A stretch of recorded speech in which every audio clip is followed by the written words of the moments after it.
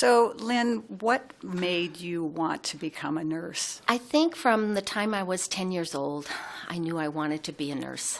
My mom was a nurse, my aunt was a nurse, and it just seemed to be the path that I was going to follow. How about you? I think I wanted to be a nurse from very, very early on. I remember reading Cherry Ames, Visiting Nurse, and thinking, I could do that. I could make people feel better. I could probably come up with a cure for cancer. I just had all these grand dreams of what I would do in my nursing career. When I was doing my home health rotation, I was absolutely captivated with being able to go into people's homes and see how they lived. That was something that made me say, I want to be able to go into people's homes and change what may have led to their illness in the first place. And I always thought that I would be a med-surg nurse in a hospital. And then I got married and we moved around because my husband was in the military. Then when we came back to Seattle,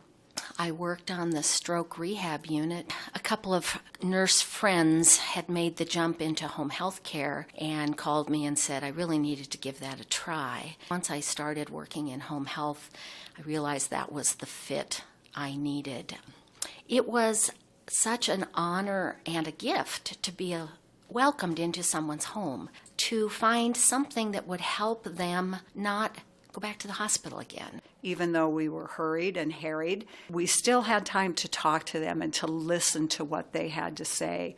I remember one patient I had early on who was, I think she was about 103, so she was up there. And I would always ask patients if they minded if I called them by their first name. And I asked this one woman if she minded if I called her by her first name, and she said, "Oh, honey, that would be so nice." She said, "All of my friends are gone. A lot of my family members are gone." She said, "My children will call me Mom, my grandchildren call me Granny, but nobody calls me by my first name." So she was so thrilled to have that. You know, my fond memories really revolve around the years that we were able to be a partnership or a job share.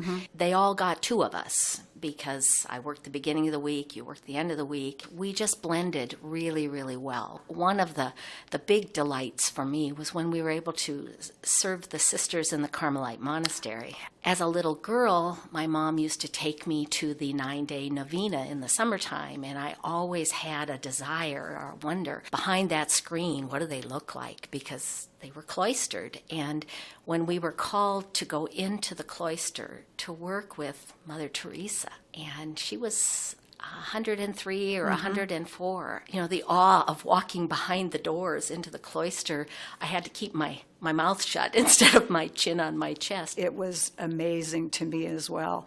I felt so privileged that we got to do that. And then I think as time went on, whenever one of the sisters would need to have home health care, we always got called in. Those were the days when we were Linn and Dicki. They thought we were one person. We went to, unfortunately, many funerals over the course of our 30 to 40 years of home care. And it was always a joyful event for me because we did get to see how beloved they were in their families. You know, we're talking about happy memories, but there also were the sad memories for some of our patients. The ones that I remember, it was difficult because there wasn't anything we could do about it, and those issues usually revolved around the social aspects of their life, or they might have all their physical needs met and the illness was responding, but they were very isolated.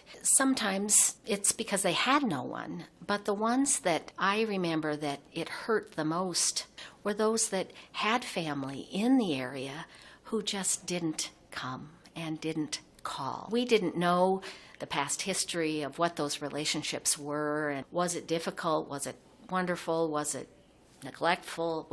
It just was a really hard thing for me to swallow when I knew how desperately they wanted a little attention from their family. Some of the patients that we had that probably by their own doing. Mostly the patients who had problems with substance abuse, who had alienated themselves from their families. Those were the things that just broke my heart. When you see these people who are hurting so much and who oftentimes are hurting because of knowing that the choices that they have made have landed them in the pickle that they were in, to be there for them was always a gift, I thought, a gift to me.